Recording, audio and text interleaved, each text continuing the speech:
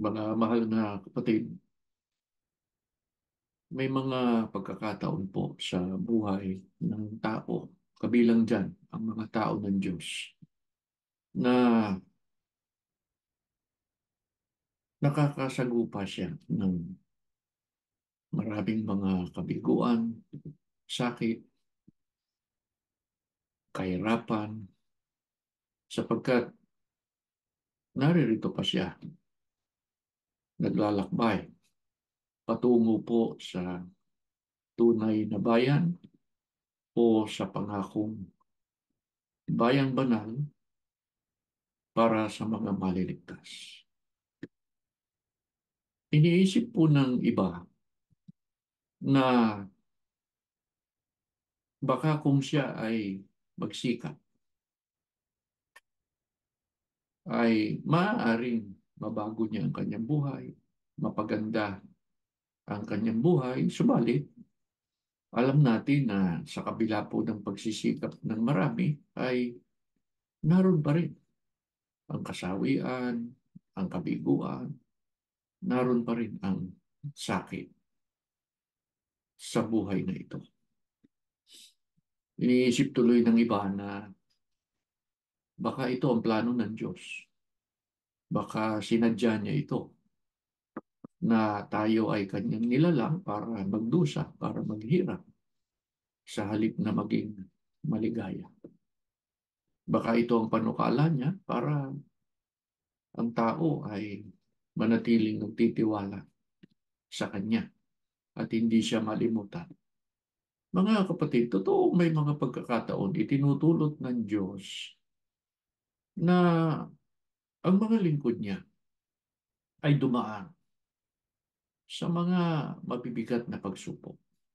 Subalit gaya po ng napag-aralan na natin sa mga nakaraan, hindi ito ibig sabihin na tayo'y inaapi, tayo'y pinarurusahan, kundi para patunayan natin ang pananampalataya o pananalig sa magagawa niya sa atin. Nangangahulugan po ba na ang Diyos kaya niya nilalang ang tao ay para maging miserable ang kanyang buhay? Kaya ang tanong natin, mga kapatid, ano po ba ang panukala ng Diyos sa pasimula pa lang para sa kanyang mga hinira o sa kanyang mga lingkod? Pakinggan natin ang nakasulat po dito sa aklat ng Jeremias. Sa 29, ang talata po ay 11. Ganito po ang pahayag sa atin. Ako lamang ang nakakaalam ng mga panukalang inihahanda ko para sa ikabubuti ninyo at para dulutan kayo ng pag-asa sa hinaharap. Ano po ang panukala ng Diyos sa mga lingkod niya sa pasimula pa lang? Ang sabi ng Diyos, ako lang ang nakakaalam ng mga panukalang inihahanda ko para sa inyo. Ano yung panukala na yon na inihahanda ng Diyos para sa kanyang mga lingkod? Ang sabi sa talata, para sa ikabubuti ninyo at para dulutan kayo ng pag-asa sa hinaharap. Mga kapatid, ano po bang kinabukasan? Anong uri ng buhay ang inaasam ng bawat isa sa atin? Siguro sa panig ng mga nag-aaral, gusto nilang magtagumpay sa pag-aaral. Sa panig ng mga naghahanap buhay, marahil ang kanilang ninanasa ay lalo silang pagpalain, basbasan, lalong ipagkaloob ng Diyos ang mga biyaya sa kanila. Sa panig naman ng mga magulang, marahil ang kanilang hinahangad ay maging mabuti ang kalagayan ng kanilang mga anak, ang kanilang pamilya. Sa atin na naninindigan sa katotohanan, ang inaasam natin ay ang iglesyang ito ay ibabalik ng Diyos sa kanyang dating kalagayan. Hindi papayag ang Diyos na ang iglesia manatili sa ganitong kalagayan. Mga kapatid, huwag nating i-entertain o huwag nating iisipin na kaya tayo nilalang ng Diyos, kaya niya tayo nilagay sa ganitong kalagayan o sitwasyon, ay hindi po dahil sa ang gusto niya ay magdusa tayo. Hindi po ang ibig sabihin ay ang gusto niya ay pahirapan niya tayo. Hindi po. Sa pasimula pa lang, tandaan ninyo, mayroong inihahanda, may panukala ang Panginoon Diyos sa atin para sa ating ikabubuti, para sa ating ikaliligan. Tandaan natin palagi yun. Ano po ang nakapaloob sa plano o panukala ng Diyos para sa kanyang mga hinirang sa kanilang ikabubuti at sa kanilang ikaliligaya? Basahin natin ang nakasulat naman po sa unang Kronika 29, ang talata ay 12. Sa iyo nagmumula ang kayamanan at ang karangalan. Taglay mo ang kapangyarihan at kadakilaan, at ikaw ang nagbibigay ng lakas at kapangyarihan sa lahat. Ano po ang nakapaloob doon sa panukala ng Diyos para sa kanyang mga hinirang, sa kanilang ikabubuti at sa kanilang ikaliligaya? Batay po sa ating binasa, sa Diyos nagmumula ang kayamanan, karangalan, kapangyarihan, at kadakilaan.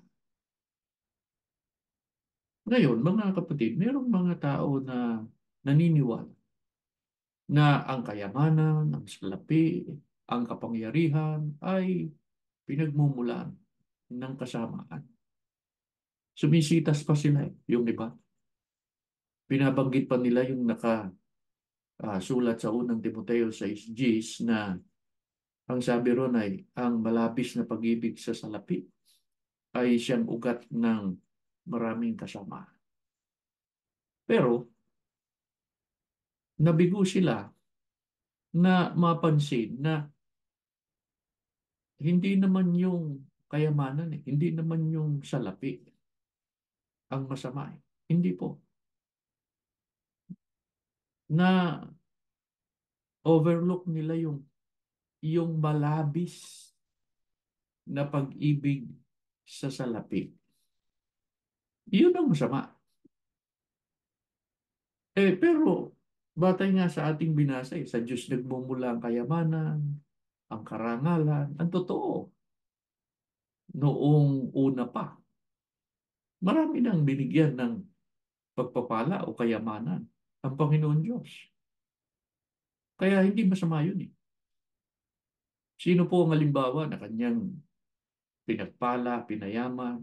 Si Abraham, si Lot, si Haring Solomon. Kaya, uulitin lang namin, hindi masama yung kayamanan per se. Ang masama ay yung labis na ibigin ang salapi, malasing sa kapangyarihan. Yan ang masama. Ano pa ang ginawa po ng Panginoon Diyos para tulungan niya ang tao, lalo na yung hinirang niya, na makamtan ang buhay na puno ng ligaya? Babasahin natin ang nakasulat po sa Aklat ng Mga Awit 16, ang talata ay 11. Ituturo mo ang landas na buhay ang hahantungan. Sa piling mo, madarama ang lubos na kagalakan. Ang tulong mo nagdudulot ng ligayang walang hanggan. Ano pa ang ginawa ng Diyos? Para tulungan niya ang tao, lalo na po yung kanyang mga lingkod, para makamtan nila ang buhay na puno ng ligaya. Sabi sa talata, ituturo mo ang landas na patungo sa buhay. Sipin nyo, ang Diyos mismo ang nagsabi niya na ituturo niya ang landas na patungo sa buhay. Gaano po kahalaga yun? Ang sabi, ang tulong niyang ito nagdudulot ng ligayang walang hanggan. Kaya, yan ba? Yan ba ang nagpapatunay? Yan ba ang nagpapakita na nilalang ng Diyos ang tao para maging miserable? Kabaliktaran po. Nais ng Diyos na yung nilalang niya, yung lingkod niya, mapabuti. Bigyan niya ng kayamanan, ng karangalan, bigyan niya ng ligayang walang hanggan. Ano rin ang patuloy na kaloob ng Diyos sa tao para sila'y maging maligaya. Sa awit 104, 13 hanggang 15, ganito naman ang sinasabi. Magmula sa kalangitan, mga bundok ay nadilig, ibinuhos ang biyaya, lumaganap sa daigdig. Tumubo ang mga damong pagkain ng mga baka, nagkaroon ng halamanang masaganang namumunga. Ano pat ang mga tao may pagkain na kukuha. Merong ubas na inumin, kaya tao'y masaya. May langis pa ng ulibong nagdudulot ng ligaya at tinapay na pagkaing pampalakas sa tuwina. Ano rin ang patuloy na kaloob ng Diyos sa tao upang sila'y maging maligaya? Pinagkakaloob ng Diyos sa mga nilalang niya. Masama man o mabuti yung tao. Ng ano? Pagkain, inumin. Para saan? Para sa kanilang ikaliligaya. Mga kapatid, balikan natin yung sinasabing ito na ipinagkaloob ng Diyos ang pagkain, ang inumin, para sila ay maging maligaya. Tanong, bakit? May mga pagkakataon na yung pagkain, yung inumin, nakaloob ng Diyos ay nagiging dahilan ng kalumbayan. Nariyan ang pagkain, nariyan ang inumin. Ang sabi sa Biblia o sa talata na ating binasa, sa ikaliligaya. Kaloob ng Diyos. Pero bakit? May pagkakataong ito'y sa kalumbayan. Pakinggan ninyo. 21, 34 at unang bahagi ng 35. Datapwat mag-ingat kayo sa inyong sarili. Baka malugmok ang inyong puso sa katakawan at sa kalasingan at sa mga pagsusumakit ukol sa buhay na ito. At dumating na bigla sa inyo ang araw na yaon na gaya ng silo, sapagkat gayon darating sa kanilang lahat na nangananahan sa ibabaw ng buong lupa. Ano po ang dahilan? Kung bakit ang pagkain at inumin nagiging sanhi ng kalumbayan? Sapagkat ang iba nalugmok sa katakawan, nalugmok sa kalasingan. Ibig sabihin, hindi na kontento. Busog na, gusto pang kumain. Sa halip na, tama na, kontento na, hindi. Nalugmok sa katakawan. Nalugmok sa kalasingan. Ano tuloy ang nangyari sa kanila? Na sa halip yung pagkain makabuti, yung inumin ay maging kaligayahan sa kanila sapagkat kaloob ng Diyos yun. Ano tuloy ang nangyari? Ay naging silo yun sa kanila. Bakit? Eh dahil sa katakawan, nagkasakit. Dahil sa kalasingan, eh, nagdulot ng karamdaman, nagdulot ng kalumbayan sa kanilang buhay. O hindi ba yung katakawan? Hindi ba yung paglalasing?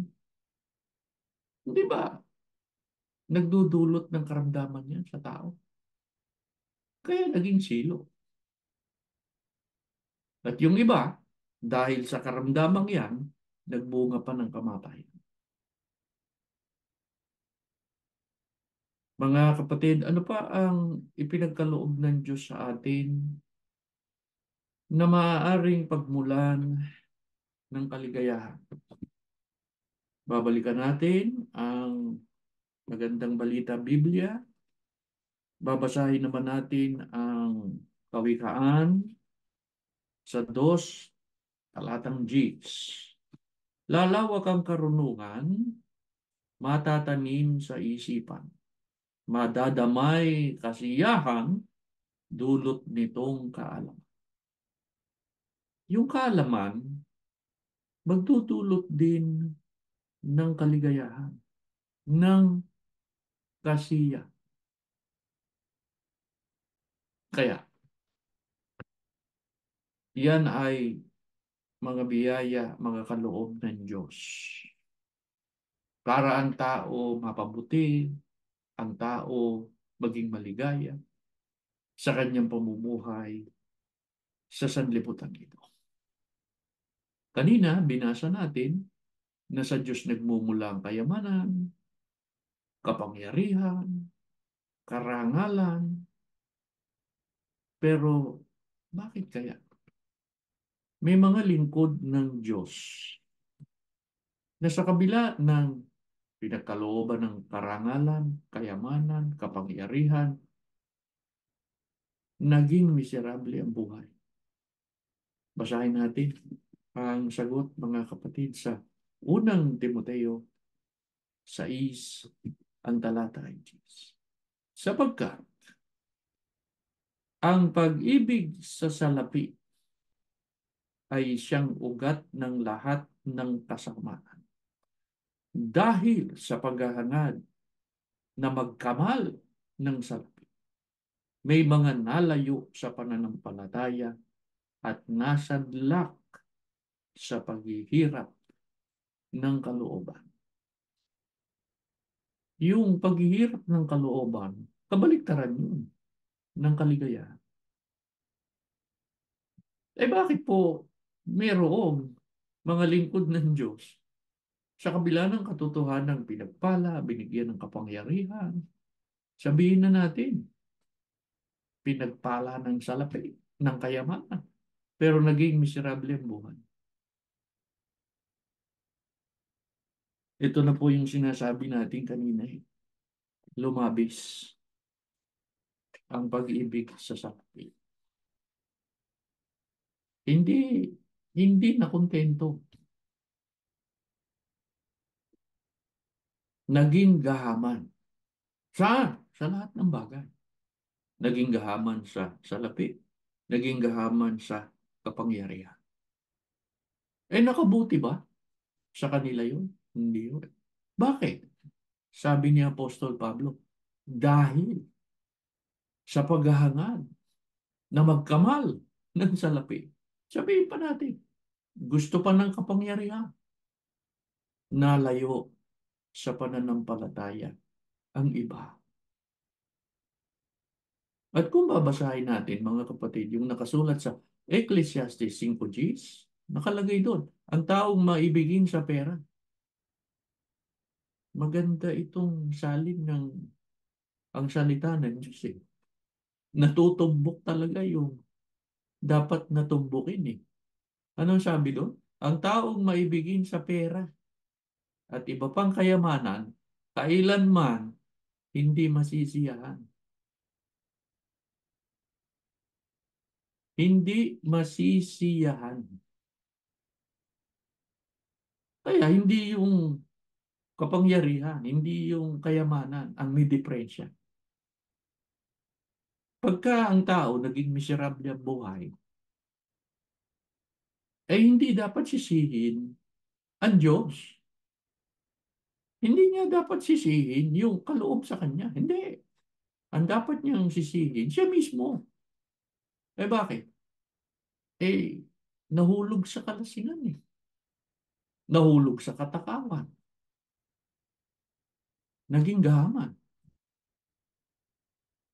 Oh, di ba totoo po yan? Merong mga tao na sa halip na mag-ukol ng simpatya sa kanyang kapwa, tumulong sa kanyang kapwa, lalo na yung kanyang kapwa na hilahod na eh, naghihirap na eh. Eh hindi, gagawa pa siya ng paraan para mapirahan yung tao na yun, yung kanyang kapwa. Ang lalo mas malungkot, merong mga leader ng reliyon, may mga tagapanguna ng reliyon na ganyan din ang ginagawa. Hingi dito, hingi doon. Kitang-kita naman niya na yung mga kaanib niya, apektado na rin ang kahirapan eh. Eh yun lang pandemya eh. Napakaraming naapektuhan ng mga kapatid. Di ba? Napakaraming naapektuhan ng mga tao. Eh pero yung tagapanguna ng relihiyon, papakilalang tunay, maliligtas, eh hindi. Wala siyang pakialam. Basta ang mahalaga sa kanila, makakuha sila ng donasyon, itutulong daw sa ganito, gagamitin daw sa ganito. Hindi naman nakikita ng mga hinihingan nila na ginagawa nga yung sinasabi sa kanila. Tutulungan daw yung ganitong bansa na mas mayaman pa, mas maalwan pa eh, kaysa sa bansa na kinabibilangan nila. Eh hindi. Bakit? Labis na pag-ibig sa salapi. At ang lalong nakapangingilabot, mga kapatid, to tandaan nyo to, dahil sa pagiging gahaman sa salapi at kapangyarihan, pati yung napakabanal na bagay, yung handog na para sa Diyos, ay salaulain mo. Banal na bagay yun. Pero itong mga to, naghahaman, sinalaula. Yung handog para sa Diyos, mga kapatid, hindi papayag ang Diyos na yung mga bagay na banal ay salaulain ng kung sino man. At hindi siya papayag na hindi niya parusahan ang mga gumawa nito.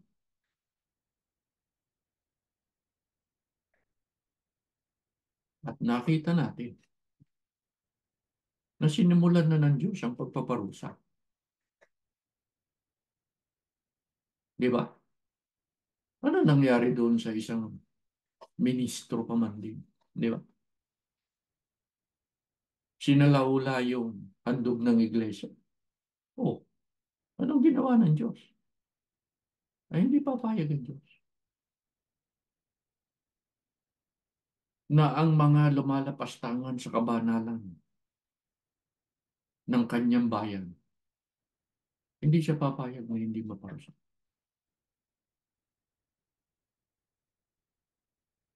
Pag-aralan pa natin, di ba? Binasa natin yung karunungan, magdudulot ng kasiyahan. Ay bakit po yung iba marunong pero naligaw, napuno ng kalungkutan ng kanilang buhay? Salita ng Diyos, Isaias 47:10. Naniniwala kang hindi ka mapapahamak? sa paggawa mo ng kasamaan. Dahil inaakala mong walang nakakakita sa iyo.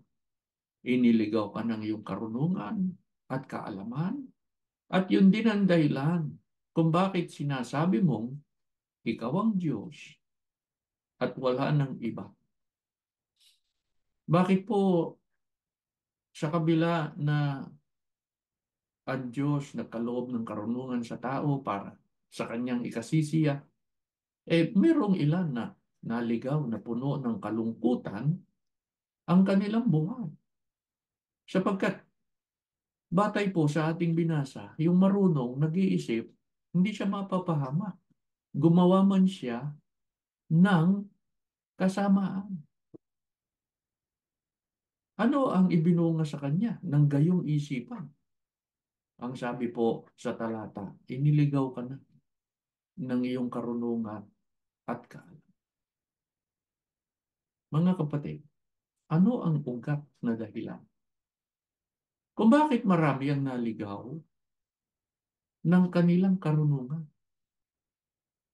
Talino ako eh. Ay, genius ako.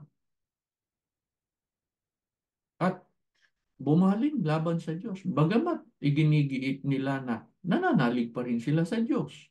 Sa Tagalog na natin babasahin mga kapatid. Isaias 30:9 hanggang 11 sa salita ng Diyos. Pakinggan nyo mga kapatid. At ang mga termino magaganda eh. Sapagkat mga rebelde sila. Sinungaling. At ayaw makinig sa mga aral ko. Ang kausap dito, yung nagmamarunong. Sinabi nila sa mga propeta, huwag na ninyong sabihin sa amin ang tungkol sa mga pahayag ng Diyos sa inyo. Sipin ninyo. Huwag na ninyong sabihin sa amin ang tama. Nako. Sabihin ninyo sa amin ang mga bagay na makapagpapasaya sa amin at mga pangitain na hindi mangyayari. Umalis kayo sa aming dinadaanan, huwag ninyo kaming harangan, huwag na ninyong sabihin sa amin ang tungkol sa banal na Diyos ng Israel. Tatandaan ninyo mga kapatid, ito yung mga taong nagmamarunong. Anong sabi ng Diyos? Rebelde yan. Yan ang sinungaling, ang sabi ng Diyos. Yan ang taong ayaw makinig sa aral ko. Mga kapatid, sa ah, aplikasyon natin sa sitwasyon natin ngayon, meron ding mga taong naging ganyan. Bagamat sinasabi nila na naniniwala pa sila sa pagsusugo, naniniwala pa raw sila kay kapatid na Felix Manalo, pero ang isipan nila kasi marunong eh. Oo, genius daw eh. Eh, sila man ay makapangangaral din. Mga kapatid, ang doktrina sa atin, ang sugo lang ang may karapatan mangaral ng salita ng Diyos. Ang kapatid na Felix Manalo po ba ay sugo? Opo. Narito, nakasulat ang kanyang kahalalan. Pero, yung nagmamarunong ngayon ay sila man daw ay makapangangaral din. Meron pa ngang nagsasabi na may mga aral daw na hindi na ituro ang sugo. May mga aral daw na hindi na ituro ang kapatid na Iranyo Manalo. Anong katumbas niya? Ang katumbas niya ay itong sa talatang ating binasa. Na ano sabi? Huwag na ninyong sabihin sa amin ang tungkol sa mga pahayag ng Diyos sa inyo. Nagbibintang ba tayo? Hindi. Sa katotohanan lang tayo eh. Di ba? O, kaya nga, nalulungkot tayo eh. Doon sa nangyari sa iba eh. Isipin nyo, mga kapatid, ministro, matagal na ministro sa iglesia. Nung hindi pa dumarating ang pagsubok na ito, abay, pinaninindiganan niya. Tinuturo niya eh. Sugo ang kapatid na Felix Manalo, ang Iglesia ni Cristo'y tunay, hindi na matatalikod. Ito ang haharap kay Kristo pagdating ng araw ng paghukom. Eh pero bakit nung dumating na yung pagsubok na ito, eh iba na yung tono niya, iba na yung ipinangangaral niya.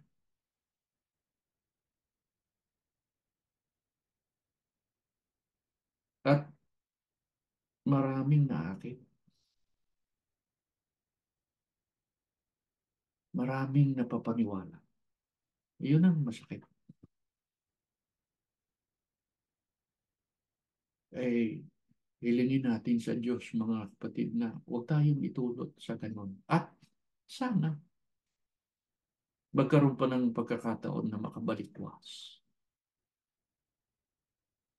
Para sa tunay na lingkod ng Diyos, ano ang tunay niyang kaligayahan? Basahin po natin ang Biblia sapagkat hindi tayo magsasalita dito ng sarili nating kalooban. 119, 47, 48. Sa pagsunod sa utos mo, nalulugod akong lapis. Di masayod ang galak ko pagkat aking iniibig, mahal ko ang iyong utos. Yaoy aking igagalang. Sa aral mo at tuntunin, ako'y magbubulay. Ano ang tunay na kaligayahan ng mga lingkod ng Diyos? Yung pagsunod. Mga kapatid na nakikinig sa amin ngayon, nasasabi natin yan eh. Kayo mismo, lalo na nung maayos pa yung iglesia, di ba? Maaaring pagod na tayo, pero pagdating natin sa bahay, maligaya tayo. Bakit? Natupad natin yung utos ng Diyos. Natupad natin yung ating tungkulin. At ang totoo, kahit hanggang ngayon, masayang masaya tayo. Pagkat nasasabi natin sa Diyos, nasasabi natin sa ating sarili, sa kabila ng pagsubok ay nakakasamba pa kami. Nasusunod pa namin yung aral na itinuro sa amin. Maligaya ka. Kaya sana, dito natin hanapin ang ating kaligayahan. Huwag ang tingnan natin ay yung pagsubok na pinagdaraanan natin. Alam na natin, kalooban ng Diyos yan. Hinihintay lang ng Diyos yung resulta na ang dapat na maging resulta ng pagsubok na ito, tunay pa rin ang ating pananampalataya. Ano ang pangunahing kalooban ng Diyos na dapat nating pakanasain na masunod anuman ang mangyari? 63, 1 at 4 hanggang 5. O Diyos, ikaw ang aking Diyos na lagi kong hinahanap. Ang uhaw kong kaluluwa, tanging ikaw yaong hangad. Para akong tuyong lupa na tubig ang siyang lunas. Habang ako'y nabubuhay, ako'y magpapasalamat at ako'y dadalangin na kamay ko'y nakataas. Itong aking kaluluwa, kakain may kasiya, magagalak na umawi ng papuring iyak.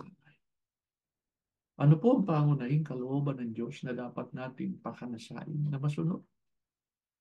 Ang paglilingkod at pagsamba sa Kanya. Kaya mga kapatid, salamat sa Diyos. Nariyan kayo.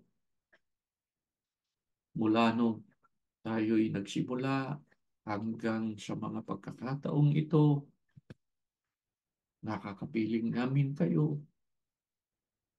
Tama yan. Pagka kayo sumasamba, mga kapatid, magpuri kayo sa Diyos. Habang iniintay natin yung taktang oras ng ating pananalangin, sa panahon ng inyong pagbubulay-bulay, magagawa pa rin ninyo yung pag-awit, pagpupuri. Umawit ang inyong puso, umawit ang inyong kaisipan. Pagka sumasamba tayo, iharap natin ang ating sarili sa Diyos. Ang ating sarili ay buhay. Ibig sabihin, wala tayo sa pagkakasala. Banal, matuwid. At nagpapasalamat tayo sa Kanya. Kaya, walang dapat na sino man o anuman na maaaring makahadlang sa atin, sa ating mga pagsamba sa Diyos. Maaaring nagtagumpay sila, huwag tayong makapasok sa kapilya, pero yung pananampalatayan, hindi nila masasagkaan. Yung damdamin natin na sasamba tayo sa Diyos at magpupuri, hindi nila masasagkaan. Eh paano po kung halimbawa, magpatuloy sila sa pag-uusig, pigilan tayo, matigil ang ganitong mga pagsamba, dapat ba tayong matakot? Pakinggan ninyo ang huling talata na aking babasahin, 25:9, Aklat ng Isayas. Kung magkagayon, sasabihin ng lahat, siya ang ating Diyos na ating pinagtitiwalaan. Ang inaasahan nating magliligtas sa atin. Magalak tayo at ipagdiwa ang kanyang pagliligtas. Paano po kung hindi maglikat ang mga nanggigipit, ang uusik sa atin, na gawin ang lahat para mapigilan ang ating mga pagsamba, ang ating paglilingkod? Dapat ba tayong mawala ng pag-asa? Hindi po. Bakit? Sapagkat ang sasagip at magliligtas sa atin ay ang Diyos. Marami ng pagtatangka na ginawa ang mga umuusig at nanggigipit sa atin. Pero sa awa at tulong ng Diyos, nakapagpapatuloy tayo sa mga pagsamba. Mga kapatid, isang bagay ang dapat natin gawin. Yung marugdog na hangarin natin na ang Diyos ay paglingkuran at sambahin. Ipagpatuloy natin. Ang mga bagay na lihim, ipaubaya natin sa Diyos. Ang inaasahan ng Diyos sa atin na mananatili tayo sa tunay na araw, mananatili tayo sa tunay na pananampalataya. Yun ang bahagi natin. Yun ang gawin natin. At darating ang pagkakataon. Aayusin ng Diyos ang lahat ng bagay. Sapagkat siya ang makapangyarihan sa. Kaya hinihiling namin sa Panginoon Diyos sa pagkakataon ito. Panginoon, inihahabili namin sa iyo ang aming mga kapatid. Huwag mo pong itutulot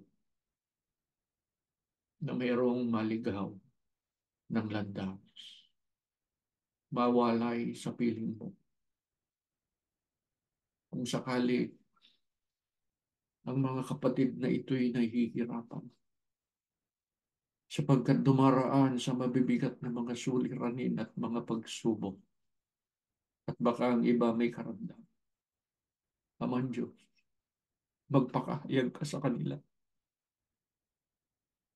Iudyok mo yung banal na Espiritu Sabihin mo sa kanila sa pamamagitan ng iyong kapangyarihan na kailanman ay hindi mo sila papabayaan. Pagpalain kayo ng Diyos, mga kapatid.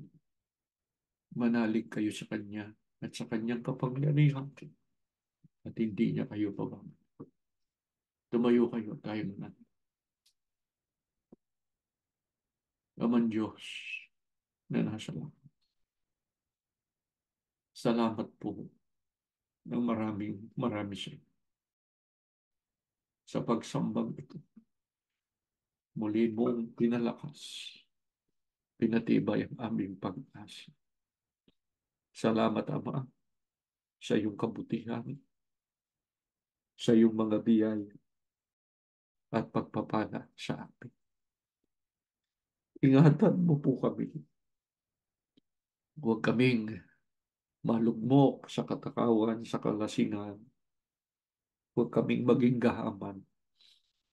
Kundi gawin mo kaming laging mababang loob para sa tuwin masunod namin ang iyong kautusan. Ama, pakitulungan po ang mga sambahayan na dumaranas ng may bibigat na mga suliranin. Basbasan mo ang mga mag-asawa. Basbasan mo po ang mga magulang. Ipagkaloob mo sa kanila ang matibay na pag-asa at pananampalataya. Ang iyong mga salita mamalagi sa kanilang puso at ito ang kanilang ipangasiwa sa kanilang sambahay. Kalakip mong basbasahan ang kanilang mga anak. Ingatan mo sila, Ama, lalo na pagka ang mga anak nila malayo sa kanilang paningin. Huwag sana silang gagawa ng masama. Huwag silang magtataksil sa iyo. Ano man ang kanilang marating sa buhay na ito, kilalanin ka na ikaw ang gumagawa ng mabuti para sa iyong mga lingkod. Ama, salamat ng marami dahil sa tulong mo. Mabigat man ang pagsubok na aming dinaranas. Naingatan namin ang iyong aral. Naingatan namin ang iyong mga salita. Inaamin namin sa iyo, dumarating ang mga sandali. Halos hindi na rin namin makaya. Sa gayong pagkakataon, iabot mo pa ang iyong kamay. Huwag mo kaming pababayaan. At pag nakita mo naman kami, patuloy na nananalig sa iyo. Paspasan mo kami, Ama. Huwag mo po kaming pababayaan. Tulungan mo kami sa aming hangarin, sa aming buhay. Nakaloob mo sa amin. Magamit sa paglilingkod sa iyo. Wala kaming hinanakit sa iyo, Ama. Kung dumaan man kami sa pagsubok na ito, alam naming dinadali sa iyo kami at ang aming pananampalataya. Ama, loobin mo sa amin makatapos kami ng aming takbuhin. Karapat dapat sa pagmamana ng buhay na walang hanggan. Ama, buo ang aming tiwala. Dininig mo ang aming dalangin. Ang iglesia, iaayos mo sa iyong kapanahunan sa pamamagitan ng iyong kapangyarihan. Sa ngalan ni Jesus na aming tagapagligtas.